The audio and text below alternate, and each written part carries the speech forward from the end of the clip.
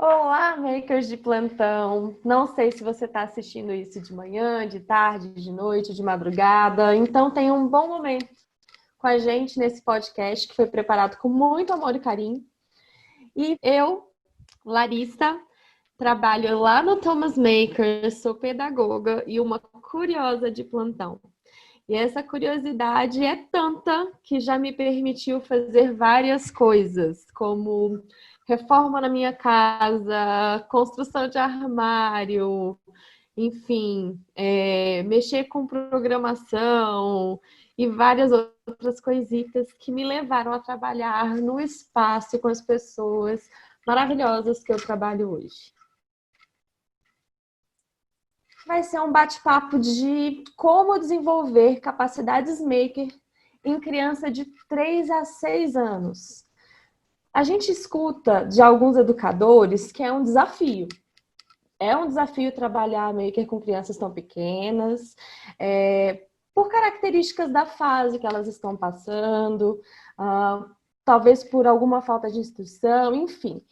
E aí, por conta desse desafio ser tão grande, eu reuni aqui duas pessoas maravilhosas para bater um papo com a gente sobre isso. A Juliana Brasil, que é educadora, formada em jornalismo, professora da Casa Thomas Jefferson, é apaixonada por dar aula na educação infantil e também certificada como educadora maker pelo Thomas Maker. E aí, Ju? Dá um oi. E aí, Lari, tudo bom para você? Boa noite para todo mundo que tá, ou bom dia, né? Dependendo do horário. Para todo mundo que está aí ouvindo a gente. É um prazer estar aqui, poder compartilhar um pouquinho com vocês, né? Um pouco do que a gente tem experienciado. E como a Lari falou, sou apaixonada por trabalhar com criança. Gosto muito de trabalhar com todas as idades, mas tenho um carinho especial por essa faixa etária. E estou muito feliz e ansiosa por essa conversa. Muito bem. Adoramos ter você aqui. Com a gente também está a Sirlene Bastesini, que é psicopedagoga, escritora de livros infantis e também influencer em ludicidade nas redes sociais. Oi, Sir! Dá um oi aí também. Oi, tudo bem, Larissa? Queria agradecer o convite, me sinto lisonjeada, né? É um tema muito interessante e eu consigo relacionar a minha prática psicopedagógica, a minha prática educativa e, assim, pensando ainda mais nesse momento de pandemia, né, onde as tecnologias, né, essa inovação educacional e muito, muito bacana, gostei muito do convite. Fico feliz de estar aqui e olá para todos que estão nos ouvindo. E nós muito felizes de tê-la você. E nós muito felizes de tê-la aqui também. Então, meninas, estava aqui pensando. Quando a gente fala de maker, e a gente chama esse olhar do maker, a gente diz muito sobre o ambiente, né? E sobre como esse indivíduo maker interage com esse ambiente.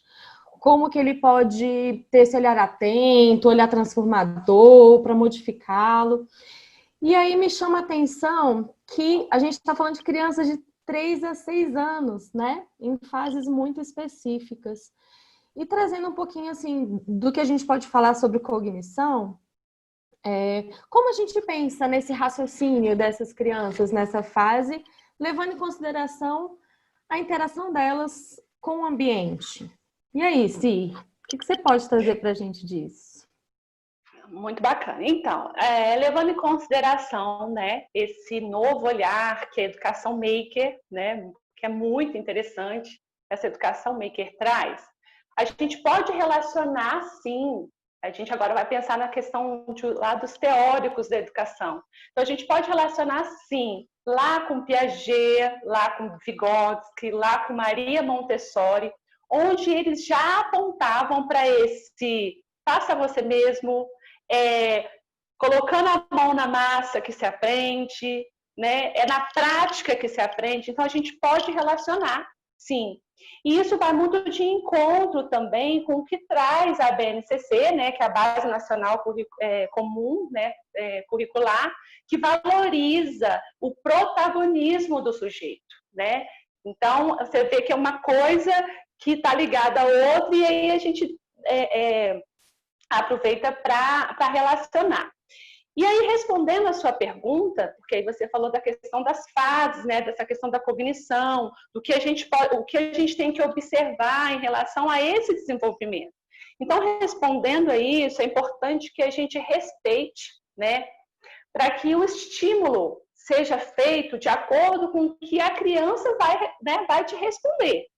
Né? A gente sabe que as crianças hoje em dia são muito estimuladas. Eu costumo dizer até que Piaget ele modificaria as fases de desenvolvimento hoje na atualidade, porque o mundo está muito, né, diferente do que na época onde ele classificou. Mas pensando na questão do olhar de Piaget, essa fase de 3 a 6 anos é a fase que a gente chama de pré-operatória, né? É a fase de desenvolvimento onde a criança, por exemplo, ela já consegue interpretar e criar imagens, né, da realidade lá na mentezinha dela. Então, isso você já vai, eu acho que você já pode ir relacionando a sua atuação. Quando você fala de imagem da realidade, quer dizer, então, que não é uma realidade como a gente entende? Sim, sim, porque eles ainda estão no momento muito da imaginação, né? E aí é muito interessante, por quê? Porque se a gente estimula a invenção, a criação, o ser criativo para que ele possa produzir, então essa fase ela está assim, ó, orgulhando. Então, uma coisa muito bacana dessa fase são as brincadeiras de faz de conta, que fazem muito sentido. Se a gente, onde a gente pode explorar muito nessa atuação mesmo relacionada à educação maker. Então, você pode, as brincadeiras brincadeiras de faz de conta são ótimas para estimular, para trabalhar o estímulo. Então, até porque os princípios, né, eu lendo a respeito e me interessei muito com vocês, né, falando sobre o Maker. Então, a gente sabe que os princípios do movimento Maker, eles estão profundamente relacionados à teoria educacional do construtivismo, né? Lembrando que o construtivismo não é um método, é uma teoria educacional. Então, o que prega o construtivismo? É justamente isso, né? É você criar, é você produzir, é você manipular, é você deixar que as coisas aconteçam, né? Agora, a gente precisa ter cuidado com um aspecto que eu acho que ele acaba sendo um desafio nessa fase, né? É a questão do egocentrismo. Em algum momento, né, eles têm essa coisa do egocentrismo, de achar que tudo acontece em função deles. Por exemplo, eles acham que o Sol, claro que assim, a gente vai falando aí dos 3, 4 anos, né? E como eu disse para Piaget, hoje essas fases seriam todas modificadas, se os meninos estão cada vez mais precoces. Mas eles pensam assim, essa coisa do egocentrismo. O sol se põe não porque é algo natural que aconteça. O sol se põe porque eles precisam dormir. Então, o sol se põe para que eles durmam, né? Então, esse egocentrismo, essa fase que traz o egocentrismo, pode ser uma barreira. Mas a gente já sabe que é uma barreira onde a gente pode desviar e trabalhar, tá? Eu acho que seria mais ou menos isso, né? Ah, excelente! E você falou muito sobre ludicidade, né? Sim. E a gente vê isso acontecer nos momentos makers, né, Ju? E assim, como que você trabalha esse lúdico? Então, eu acho que é muito o que a Silene falou, assim, do protagonismo, né, do aluno, do estudante. E aí a gente pensa, nossa, mas são crianças, às vezes, de 3 a 6 anos, né? Se a gente pensa, às vezes, nas crianças de 3, que são ainda muito pequenininhas, como é que a gente vai trazer esse protagonismo? E aí, algo que a gente faz muito, né, e eu acho que tem muito a ver também com aquilo que vocês estavam comentando de modificar o ambiente, que eu acho muito legal da metodologia Maker, que é a questão de criar com um propósito. Então, a gente vai estar estimulando as crianças a pensar, às vezes, até em situações reais que poderiam acontecer, e que elas podem, às vezes, trazer soluções para modificar essa realidade. E na prática, assim, como que a gente faz isso? Eu acho que vai muito de encontro ao que a Sirlene falou, né? Que a gente tem que trabalhar muito com isso do imaginário. Mas por que não usar a imaginação das crianças, às vezes, para pensar em problemas reais? Então, a gente trabalha muito em envolver o ambiente. Eu lembro que teve uma vez que a gente trabalhou com resgate de animais. Então, a gente envolveu as crianças, né, na história, nas situações, trouxe animais para que elas pudessem resgatar, ver como era, ver histórias reais, pessoas reais resgatando esses animais. E elas se interessam naturalmente. Então, elas vão discutir, vão trazer para a gente questões da realidade, se envolver com o mundo real ao redor delas e poder usar a imaginação delas para, às vezes, trazer uma solução para um problema, encontrar saídas, né? E, às vezes, podem vir, né, soluções as mais absurdas possíveis, mas eu acredito que a gente não pode descartar. E eu acho que isso é muito importante não só para elas como crianças, mas para nós também como adultos. Eu acho que cada vez mais a gente vê como os ambientes de trabalho pedem por criatividade, por soluções inovadoras, pelo sair fora da caixa. E as crianças estão com isso borbulhando, a imaginação, a criatividade. Às vezes elas podem vir com soluções até surpreendentes. Então, dá espaço para elas falarem, para elas criarem, para elas mexerem dentro de um ambiente que a gente cria e que a gente estimula, mas que a gente deixa que elas guiem. Gente, é poderoso isso, né? Porque quando vocês falam assim, de criar um ambiente lúdico, de fazer com que elas proponham soluções, né? De algo imaginário, de até próximo do real. E aí eu fico pensando, é o acolhimento, né?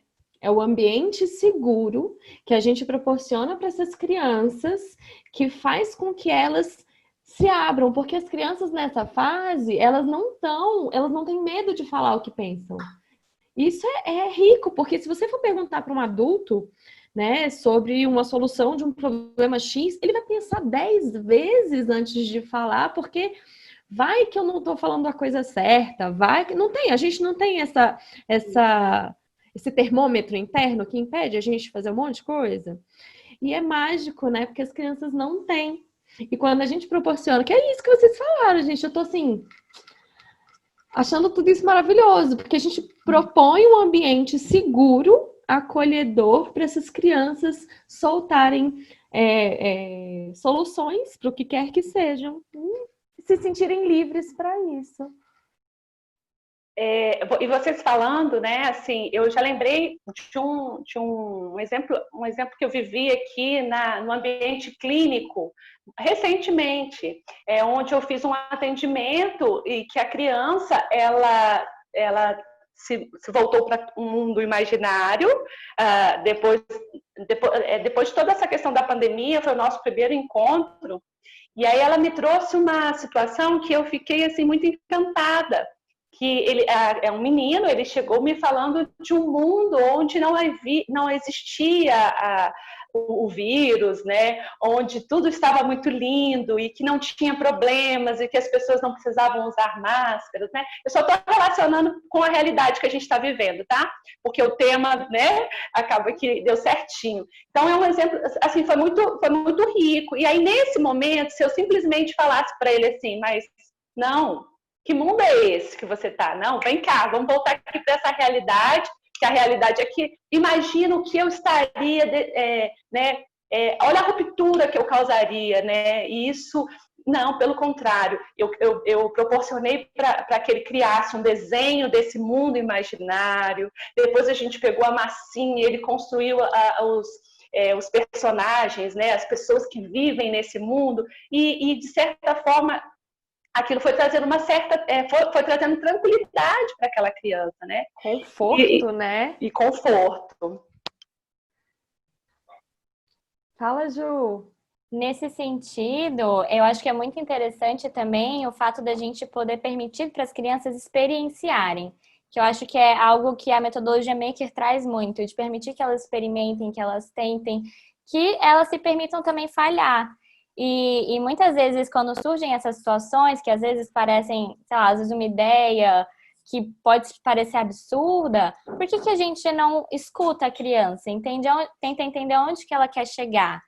Então, eu acho muito interessante que, às vezes, na sala de aula, um aluno, ele dá uma ideia. E aí, ao invés da gente estar aqui primeiro impulso, falar, não, mas isso não vai dar certo.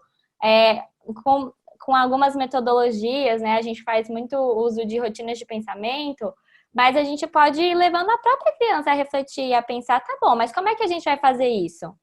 E aí a própria criança vai chegando em caminhos por ela mesma. E aí, às vezes, quando ela vai colocar a mão na massa e fazer aquilo, ela percebe que não vai dar certo. E ela tenta outra coisa. Ao invés da gente ficar falando para ela que não vai dar certo. Então, ela vive aquilo e ela experimenta. E sabendo que aquilo não vai dar certo, ela pode ter outras ideias diferentes ao invés de se sentir retraída para não tentar. E às vezes dá certo, né? E às vezes dá certo também, né? E muitas vezes acontecem ideias muito interessantes, né? Às vezes não chegam a se concretizar, mas eu até estava comentando sobre um aluno meu que a gente estava falando sobre poluição. Era uma história que estava contando, e aí estava jogando lixo no chão, e aí no mar, né? Era no oceano. E aí eu perguntei, e agora? O que a gente vai fazer? E aí, na maior naturalidade, ele falou, chama o caminhão de lixo. Como se fosse a coisa mais óbvia. Eu, ao invés de falar, não, mas não tem caminhão de lixo, não tem como Mas como que o caminhão de lixo vai ir no mar? Ele consegue? E aí ele já foi começando a pensar, a ter ideias. Então a gente pode ter um barco de lixo, um barco que cata lixo. E aí foram surgindo ideias. Então, às vezes, podem surgir até ideias interessantes, né? Mesmo de uma criança de 4 anos, como era o caso. Sim. Eu acho que a experimentação e o levar a pensar, né? Não é interromper o pensamento, não é interromper a linha de raciocínio, mas é levar a pensar de forma crítica, né? Você está levando a criança, o sujeito a pensar de forma crítica. Peraí, será que é isso mesmo, né? E é permitindo e é assim que ele vai aprendendo. Muito bem. Agora eu tenho outra batata quente para vocês. Mande. Mas e o danado do fazer? Porque assim, quando a gente fala de maker, a gente está falando de fazer, né? Isso exige habilidades, né? Motoras, enfim. Como que uma aula maker consideraria essa motricidade dessas crianças na prática ali, Ju? Certo. Como que isso acontece? Então, né, muitas vezes quando a gente escuta maker, esse ambiente, a gente pensa em makerspace, a gente pensa em máquina de impressora 3D, a gente pensa em máquina laser, e aí você não imagina uma criança de 3 ou 6 anos num ambiente desse, né? Mas a verdade é que o maker vai muito além disso, né? O maker tem a ver com você ter a capacidade de fazer as coisas por conta própria, independente do material que você vai utilizar.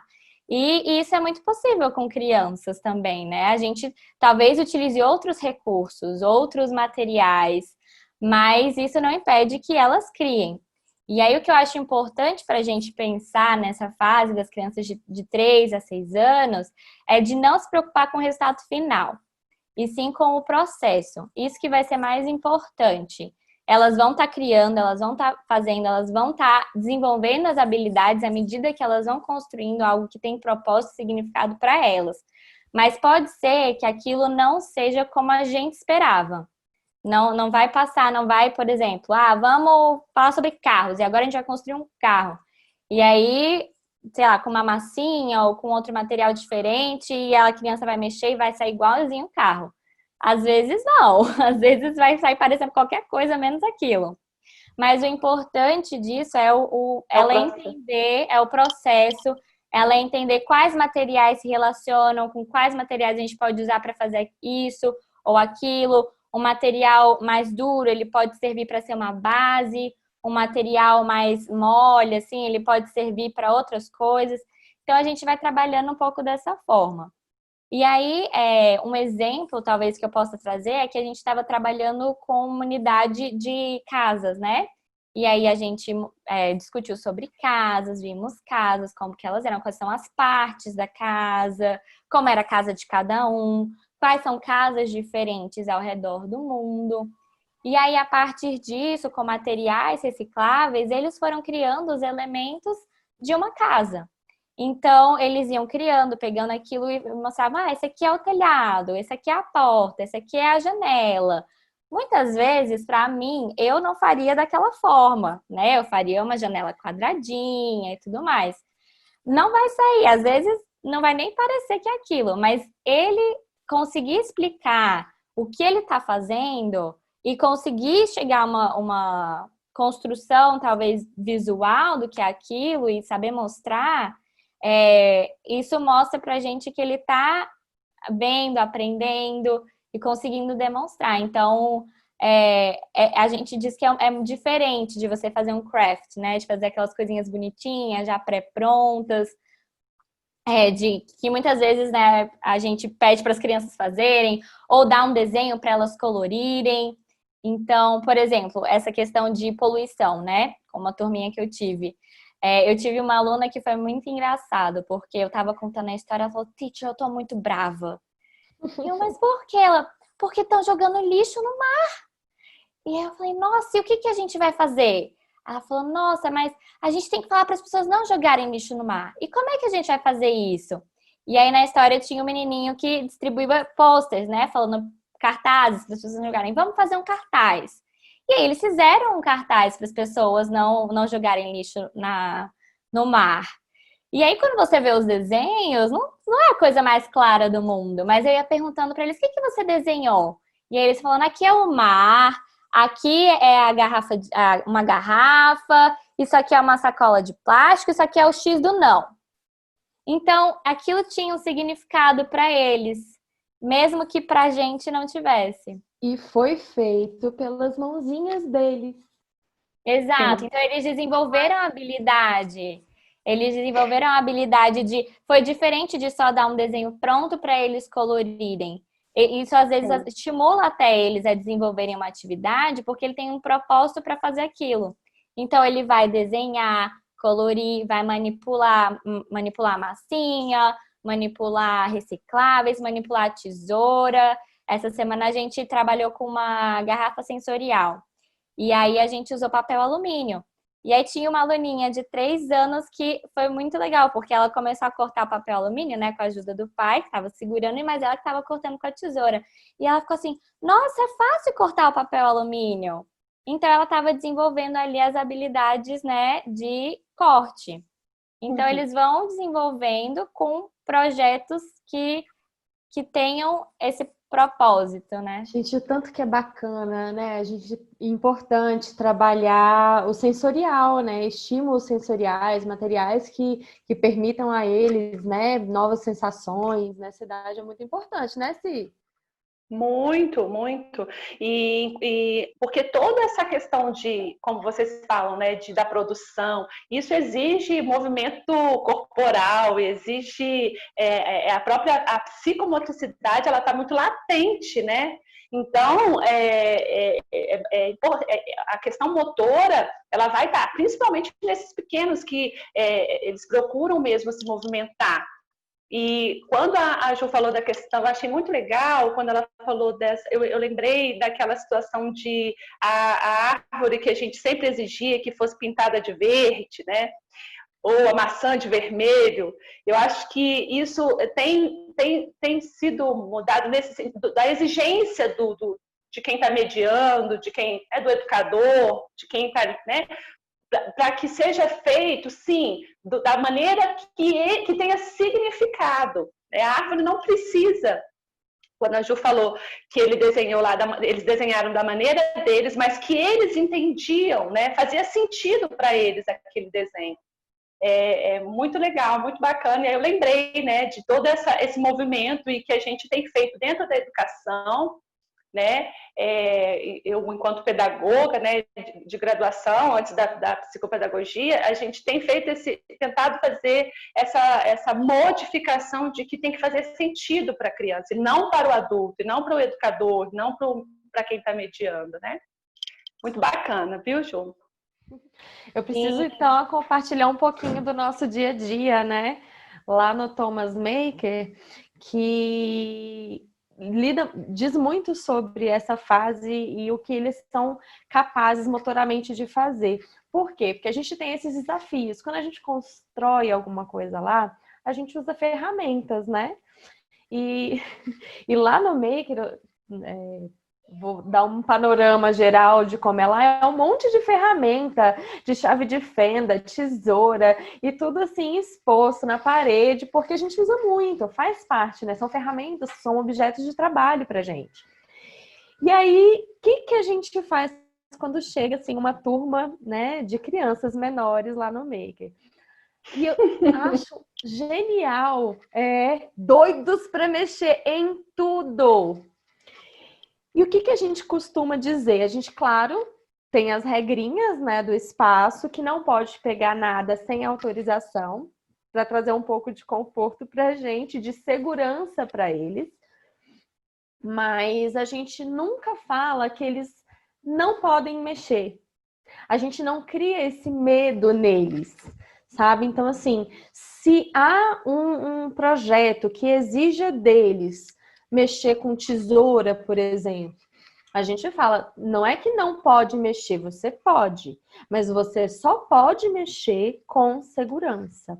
Quando você conseguir garantir a sua segurança. Claro que para crianças menores são conceitos muito abstratos, mas a gente fala do mesmo jeito porque a gente tende a não infantilizá-los. E a gente fica do lado e ensina eles a manusear essas ferramentas que a gente considera um certo risco, né? Então, vai mexer com tesoura? Você pode, mas como mexer com tesoura de forma segura? E aí as crianças vão crescendo, né? Vai mexer com cola quente, pistola de cola quente. É uma outra ferramenta que a gente usa muito lá no Make. Pode mexer com a pistola, mas você vai segurar assim, você vai guardar ela aqui, você vai prestar atenção com isso, com aquilo. Então, assim, ensiná-los a manusear as ferramentas na escola ou em casa, uma faca para cortar um legume, alguma coisa assim. E não botar medo nessas crianças, porque chega na fase adulta, a gente também escuta de não vou mexer com isso, porque isso queima, isso corta, isso machuca. Então a gente começa a criar essas barreiras. Então, garantindo muita segurança, a gente precisa ensiná-los um jeito seguro de mexer com isso. E eu quis compartilhar porque é uma coisa que a gente escuta. Maravilhoso. E isso para o desenvolvimento do ser humano, né? Porque assim, esses medos, isso vai ser levado para a fase adulta, como você disse. E se a gente cria essas barreiras, e aí assim, um olhar psicopedagógico agora, tá? E se a gente cria essas barreiras, esses medos, a gente também o que a gente vai criar? A gente vai criar pessoas, adultos com medo de tudo, né? Diante de uma situação, não vai saber resolver os conflitos. Isso é muito bacana. Essas ações que às vezes pode parecer, né? Mas é simples. Não, isso está desenvolvendo o sujeito. Você está compartilhando e ajudando na formação desse sujeito, né? De uma forma positiva. Né? Você está sendo positiva no desenvolvimento do sujeito. Gente, eu tenho filho pequeno em casa, né? E uma coisa que eu ando percebendo muito em relação ainda à motricidade mesmo, coordenação, como a tecnologia touch ajuda demais eles a mexerem em ferramentas que a gente não tinha antes, né? E assim, hoje eu vejo meu filho, ele pega o celular e ele faz coisas que, sinceramente, é surpreendente. E aí eu queria, sei lá, jogar essa pergunta aí. O que vocês já imaginaram, ou já fizeram, ou já em casa, na escola, com essa tecnologia touch? Vocês já chegaram a usar com essas crianças? Sim. Eu já usei e é muito surpreendente, porque assim, eles já estão habituados, né? Às vezes até em casa, eles já utilizam, né, desde pequeno. Então, é muito interessante também usar como recurso educacional, né? A gente ouve muito não tela, não tela, não tela, e eu já penso um pouco diferente, né? Eu acho que tem que sim colocar limites, né? Não sei se a Silene às vezes tem uma perspectiva diferente, né, da psicopedagogia. Mas eu acredito que precisa colocar limites, mas existem algumas oportunidades que a gente pode ter para utilizar que até estimulem o aprendizado. Então, por exemplo, teve uma vez que a gente contou aquela historinha da lagarta muito comilona. E tem um aplicativo sobre isso, né? Em realidade virtual, que as crianças conseguem pegar o iPad ou o tablet e ver a lagartinha ou até cuidar dela. E é muito interessante porque ele não é um tipo de jogo que tem um objetivo, uma coisa que eles têm que ficar fazendo. Tem uma lagartinha e eles têm que descobrir como cuidar dela. Então eles têm que achar comidinha para ela comer. E remete muito ao que eles aprenderam na história. A gente estava trabalhando com vocabulário de frutas, então sempre que eles achavam a frutinha, eles falavam.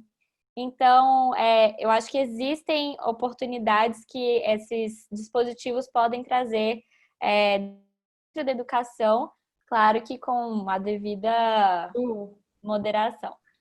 Sua frase cortou. Começa de novo no existem possibilidades. Existem possibilidades educacionais que a gente pode, em que a gente pode utilizar esses recursos, né? Para nos ajudar e auxiliar e despertar a curiosidade das crianças, claro que com a devida moderação.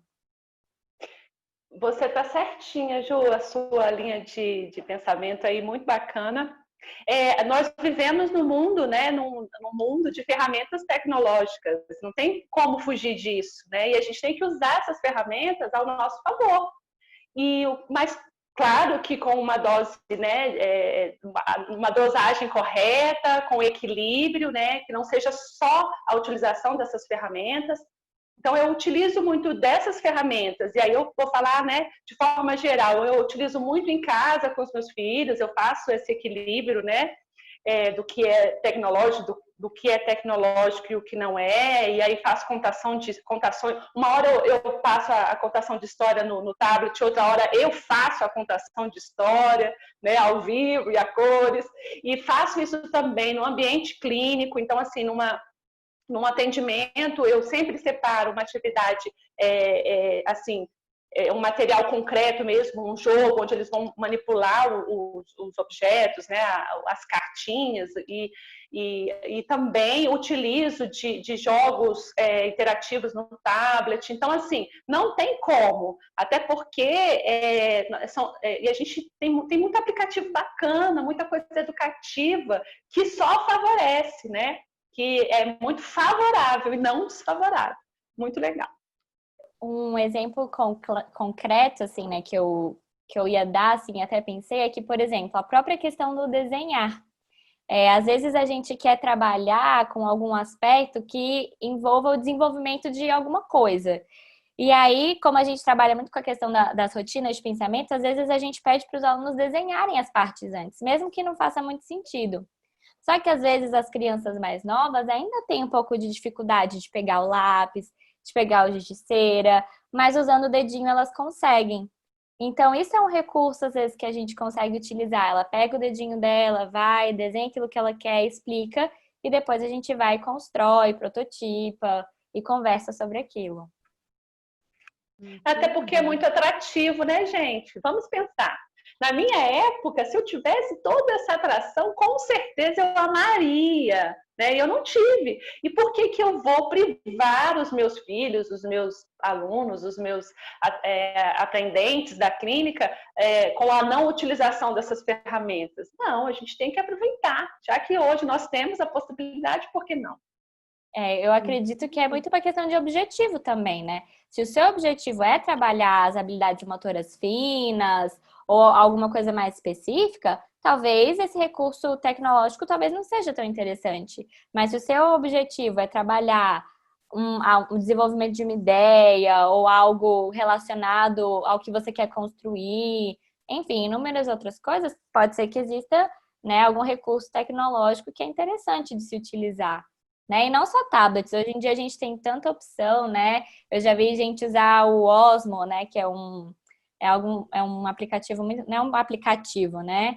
É um Ele é recurso educacional tecnológico, digamos Mas esse assim. movimento, perdão. Não, sem problemas. E o Osmo, por exemplo, eu já vi gente usando para ajudar na alfabetização das crianças, né? As letrinhas. Ou até mesmo, né, tem os Spheros, que são umas bolinhas que elas andam, né? E a gente pode trabalhar com direções. Então, a própria tecnologia é algo que é muito inserido no movimento maker, né? Então, a gente desenvolve essas habilidades também da própria criança aprender a ser protagonista dentro do universo tecnológico que ela vai viver, já está vivendo, né? Sim. Quando essa questão tem um jogo muito interessante que eu trabalho quando eu estou desenvolvendo o processo de alfabetização, do movimento das letras. Então, assim, esse movimento, então eles estão reconhecendo o movimento das letras, estão e desenvolvendo todo um movimento motor, né? Que depois você pode expandir para aqui o de pinça. Então, é uma coisa que leva a outra e que a gente pode, sim, aproveitar, como diz muito bem a Ju, aproveitar com objetivo, tem que ter um objetivo. Utilizar também, né, não é legal, mas se tem um objetivo, por que não? Quando você diz o jogo das letras, como que funciona, Cira? É aquele na areia? Tem a caixa de areia, que aí já não é um jogo tecnológico, né? É uma ferramenta muito bacana, né? Mas não tecnológica. A gente usa a caixa de areia com a imagem da foto, né? Com a imagem da letra, né? A foto da letra, e aí eles precisam reproduzir ali na areia com um dedinho, né? A letra, e aí você pode depois utilizar da mesma, só que com uma ferramenta tecnológica. Então tem um jogo, um aplicativo onde ele vai te dando movimento e a criança vai fazendo com o dedinho. Então é uma coisa que ajuda a outra. Né? Tem opção, né? Sim. Às vezes uma mais sensorial e a outra mais colorida, mais dinâmica, Isso. né? E às vezes mais de compreensão mesmo do movimento também, né? Ah, legal. Bom, avançando aqui um pouquinho, tem uma coisa que você falou, Si, que está aqui me cutucando, assim. Sim. Porque quando a gente fala de Maker-Centered Learning, que é o movimento Maker, né, que a gente atua, a gente fala de uma rede. A gente fala de pessoas que, dentro ou fora da educação, os fazedores de plantão, é uma rede que compartilha. É uma rede que faz parte da vivência deles estar próximos, ser um ser social. Só que você falou no início, né, sobre o egocentrismo dessa fase, principalmente ali, né, perto dos 3, 4 anos, eles são muito egocêntricos.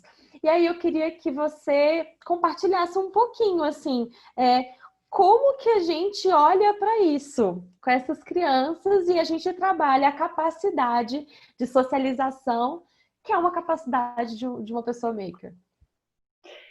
Então, nós temos um desafio, que é esse momento muito, né, egocêntrico. E aí, como é que a gente faz?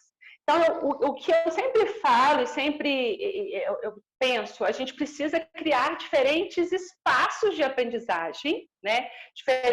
Que proporcione experiências ativas, né? Então, assim, ele tem esse momento ele tem essa fase mais egocêntrica, mas você pode estimular para que isso seja desenvolvido. É comum, é natural, está dentro da normalidade passar por essa fase.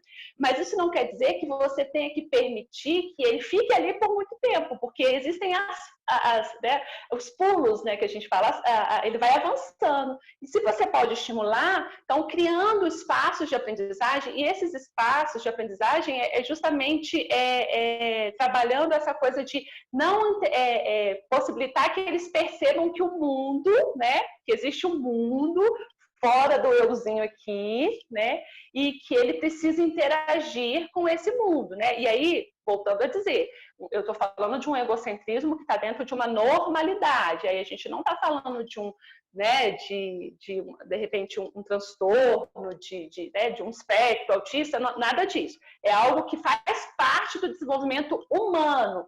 Mas, e que a gente pode ir desenvolvendo, mas ele é egocêntrico, a gente não vai conseguir fazer com que ele, a gente não vai conseguir trabalhar dessa forma, né, que a educação maker propõe. A gente pode sim, mas a gente precisa proporcionar espaços para que ele consiga desenvolver. E esses espaços, eles podem ser não só na escola, pode ser no contexto familiar, né? E a gente sabe que muitas famílias tendem a trabalhar isso, né? Nos ambientes religiosos, nos espaços da igreja, no parquinho, né? em condomínios que há também uma interação com... Então, assim, e que tem um grupo que a gente fala de recreação. Então, essas coisas, essas práticas precisam ser desenvolvidas para que aconteçam experiências ativas e que mesmo nesse momentinho do eles não é que assim, não consegue. A gente vai ter um pouco mais de dificuldade, mas se a gente proporciona esses espaços, a gente consegue fazer com que eles compreendam, sim, o que está acontecendo e o que a gente deseja deles, né? Será que eu respondi? Sim, respondeu, sim. E me toca um pouquinho de o quão importante, às vezes, é que essa criança reconheça, como você falou, o eu, né? Que ela reconheça as suas emoções, a danada da inteligência emocional, né? Muitos chamam de soft skills. E o quão esse reconhecimento é importante para ele avançar o olhar para o outro. Sim. É isso? Perfeito, perfeito. Agora, como? E aí você vai estar desenvolvendo, né, uma coisa muito bacana, né, desde muito pequeno, a empatia, né, o se colocar no lugar do outro, de enxergar o outro, né. Muito bem. E aí, Ju, como está sendo trabalhar empatia lá na sua sala? Lara, então, eu acho que são coisas que a gente vai realmente trabalhando aos poucos, mas eu acho que existem algumas coisas que já vão ajudando as crianças a entenderem que a gente vive em um mundo que a gente precisa compartilhar, que a gente precisa colaborar. E o movimento Maker traz muito disso, né? A gente fala muito sobre esse espírito colaborativo dentro da metodologia Maker. E eu acho que já tem pequenos aspectos que a gente já vem trazendo, por exemplo, lá na Thomas, né, no ambiente infantil, os materiais são compartilhados. Então, não existe um material que é da criança, é um material que é da turma. E eles entendem muito bem, é muito tranquilo, porque desde o começo sempre foi assim. Então, eles entendem muito, muito bem, assim, que às vezes acontece, não, esse é o meu lápis, mas aí você conversa, não, é o material da turma, você pode usar agora, a gente devolve e a gente vai trabalhando, é ensinar, né? A gente não é educador à toa, não acontece de um dia para a noite, a gente vai trabalhando, vai conversando, mas essa é uma questão muito, muito interessante, porque geralmente em Maker Center Learning a gente trabalha muito com projetos colaborativos. E aí, como é que a gente vai fazer isso com essas crianças pequenas, né? Então, assim, geralmente o que eu faço, eu tenho o privilégio de ter turmas menores, né? A quantidade máxima são 12 alunos. Então, assim, isso me permite melhor conseguir trabalhar isso com os alunos, né? Atender melhor as necessidades individuais deles. Mas algo que eu costumo fazer é de dar um projeto para a turma. A gente está trabalhando todos com o mesmo tema, mas cada um tá fazendo uma atividade específica. Então, cada um fica responsável por construir uma parte do todo. Então, no final, eles vão ter todos ajudado a construir algo juntos. É algo deles, da turma, não é individual. Mas cada um produziu alguma coisinha ali, até para não ter aquela briga, né? Aquela coisa que às vezes nessa idade é um pouquinho difícil a questão do dividir. Que é, claro, algo que a gente vai trabalhando, conversando, mas que eu acho que isso ajuda muito. A gente teve uma situação que foi até muito engraçada, que eu acho que envolve tanto isso quanto a questão de se deixar guiado pela curiosidade dos alunos. Que a gente estava explorando, né, biomas ao redor do mundo. A gente estava falando sobre a questão do resgate de animais, e aí a gente foi para cada lugar do mundo para resgatar esses animais. E nessa aula específica, a gente estava indo para a savana. Então, a gente criou toda uma história, um contexto para dizer, e agora a gente vai para a savana. E aí, no planejamento, a ideia inicial era estimular as crianças a talvez construírem um jipe, alguma coisa assim. Mas elas queriam porque queriam construir um avião. A África é muito longe. Como é que a gente vai de jipe? A gente tem que ir de avião. E aí não teve jeito, a gente teve que fazer o avião. E aí foi muito interessante, porque a gente partiu dessa curiosidade inicial das crianças de quererem construir um avião. Então, disso a gente, tá bom, então vamos construir um avião. Quais são as partes do avião? E as próprias crianças iam trazendo. Essa é a parte do avião, eu fui desenhando primeiro com eles. Tem a janela, tem isso aqui. Ok, desenhamos o avião. Eles foram contribuindo e eu fui desenhando. Ok, vamos fazer um avião agora? Que materiais a gente precisa? Então, a gente pegou os materiais, eles foram falando, isso pode ser isso pode ser aquilo. E aí, cada um ficou responsável por uma coisa. Tá bom, você vai ajudar a colar a asa. Você vai ajudar a desenhar a janela. E aí, cada um ia fazendo. E no final, todos entraram dentro, que era uma caixa grande, né? Todos entraram dentro do mesmo avião e se divertiram juntos, compartilhando aquele espaço. Então, eu acho que são experiências e algumas coisas pequenininhas que já vão estimulando eles a entender que eles precisam compartilhar, seja materiais, sejam espaços, sejam experiências. Uma verdadeira experiência ativa, perfeita essa, muito legal. Não é? Oportuniza, né? Permite a eles que eles construam algo sozinhos que sirva para um coletivo e, no final das contas, estar junto socializando. Genial, Ju. Legal. Genial.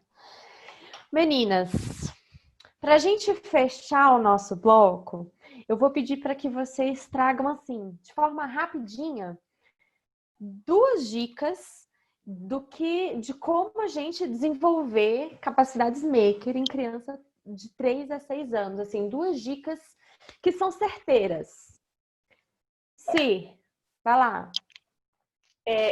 Eu vou me voltar muito para a questão educacional, né, a escola, né, e eu acho que, inclusive, aproveitando todo esse momento onde os professores, os educadores estão tendo que se reinventar, eu acho que é uma revolução mesmo começar a trabalhar esse aprendizado tecnológico e criativo. Então, buscar ferramentas que estimulem a criatividade, né? Que vai além do clássico. Eu acho que isso é muito certeiro. Eu acho que isso aí não tem erro. E eu digo e aí falando de escola, né? De instituição escolar, eu acho que a sala de aula, inclusive, agora já não vai ser mais a mesma, né? Diante de tanta revolução tecnológica. Uma outra coisa também que eu digo sempre é estreitar essas novas técnicas com os métodos clássicos, né? Então, por exemplo, até de leitura e de escrita, a gente precisa estreitar essas técnicas novas, inovadoras, e aí possibilitar para que eles, como eu disse lá no início, possam criar, né, inventar e produzir, que é mais ou menos o que a proposta da educação maker, não é isso? E aí eu só queria falar só uma coisinha assim para fechar mesmo. Eu vejo muito os nossos alunos, as nossas crianças, que a gente tem um programa na dentro da Secretaria de Educação, que é a Sala de Altas Habilidades, onde dá para trabalhar muito essa educação maker, né? É um espaço onde a gente realmente descobre muitos talentos, porque se a gente permite toda essa capacidade de criação, de produção, de invenção, de criatividade, nossa, o que sai de coisa boa e é muito legal. Então, seria mais ou menos essas 2 dicas que uma acabou muito ligada à outra, mas eu acho que é válido.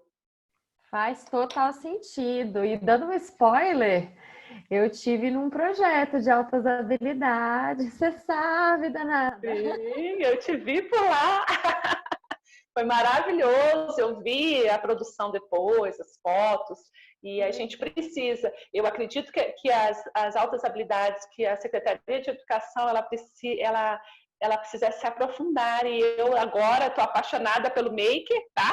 Eu acho que inclusive, eu tenho habilitação para a sala de altas habilidades. Eu estou achando que eu vou começar a investir nesse movimento aí lá nos nossos polos das altas habilidades, da superdotação, que é um trabalho já realizado com muita...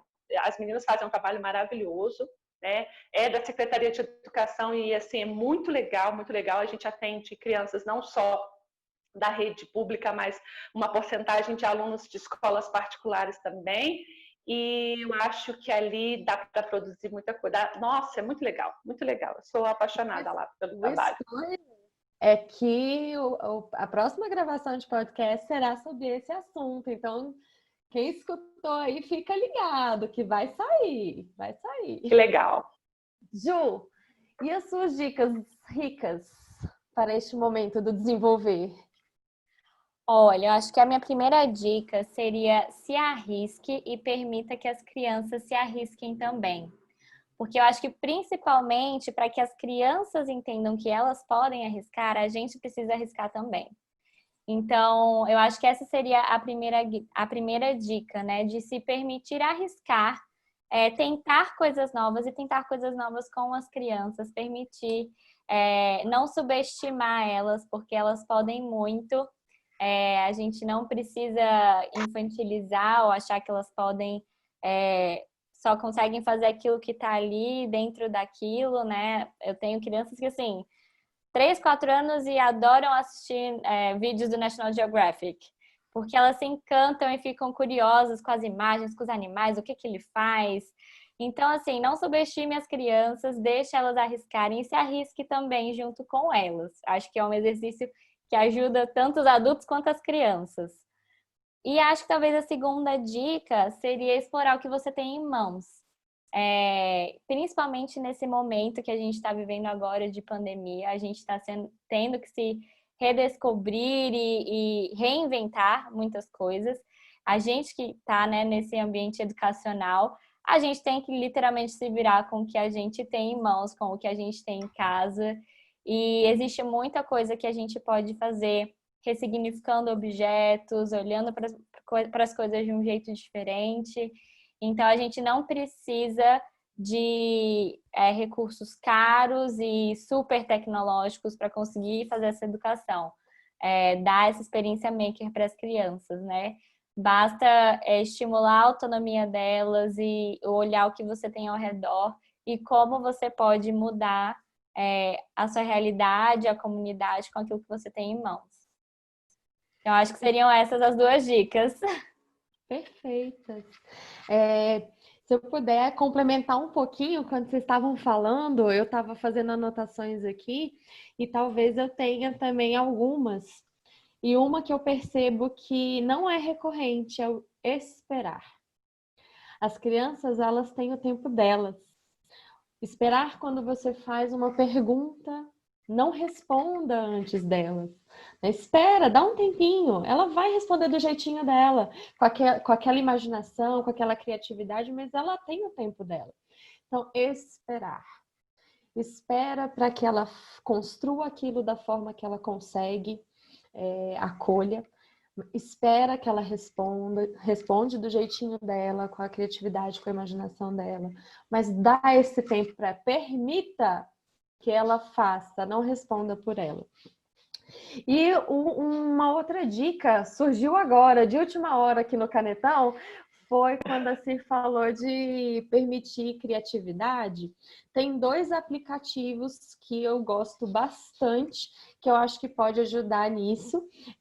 Um é o Ice Shaker, que ele Com itens, 5 itens, você constrói alguma coisa. Então, ele te diz quais os 5 itens você tem que usar e qual é a coisa que você tem que construir. Então, isso permite, sim, usar os materiais que você tem em casa, como a Ju falou, para poder construir essa coisa, sei lá, uma casa que se move, aparece coisas desse tipo.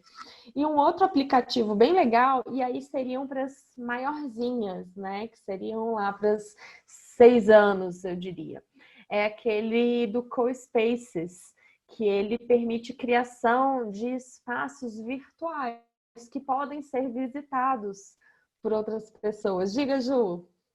Nessa Conhece? linha, não, na verdade, nessa linha de assim de sugestões tecnológicas, né, de aplicativos, tem um site que eu tenho usado muito, né, agora nesse momento online com as crianças, que tem sido bem legal. As minhas são pequenas, né, são 3 e 4 anos.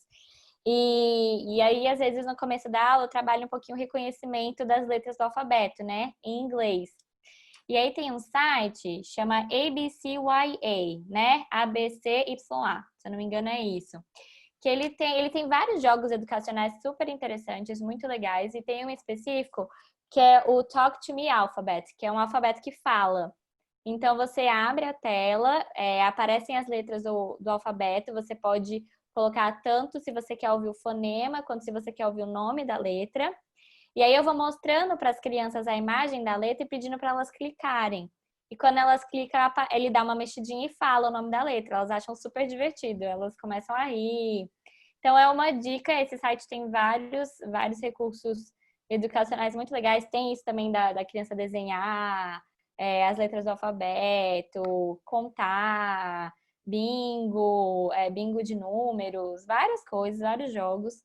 E o PBS Kids também, que tem vários jogos e são relacionados com desenhos animados. Então, são 2 sites bem interessantes, que eu gosto Anotei. bastante. Tá adotado. Eu também. Uma outra dica, mas aí não é tanto de recurso educacional, assim, tecnológico, mas é algo que a gente usa, que às vezes vale a pena pesquisar e olhar, são as rotinas de pensamento, né? É uma forma de trabalhar, de você desenvolver com as crianças desde novas, delas conseguirem pensar, delas conseguirem entender e expressar o que elas estão pensando, né? Isso ajuda muito em diversos aspectos do aprendizado. E tem o site do Project Zero, né? Que tem a lista de várias rotinas de pensamento, e eles estão, inclusive, fazendo agora voltado para criança, né? Para essa faixa etária.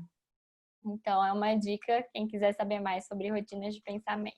Agora a gente dá tchau? Como é que termina? Tchau! Foi ótimo, meninas. Muito obrigada. Não é? Muito obrigada, Juliana. Muito obrigada, Sirlene. Vocês fizeram assim esse momento ser mágico, muito instrutivo, e eu espero que ajude ao educador que está assistindo de manhã, de tarde, de noite, de madrugada, e que isso inspire uma transformação da sua sala de aula. Tchau, tchau. Foi ótimo. Tchau, tchau. Obrigada. Foi muito bom.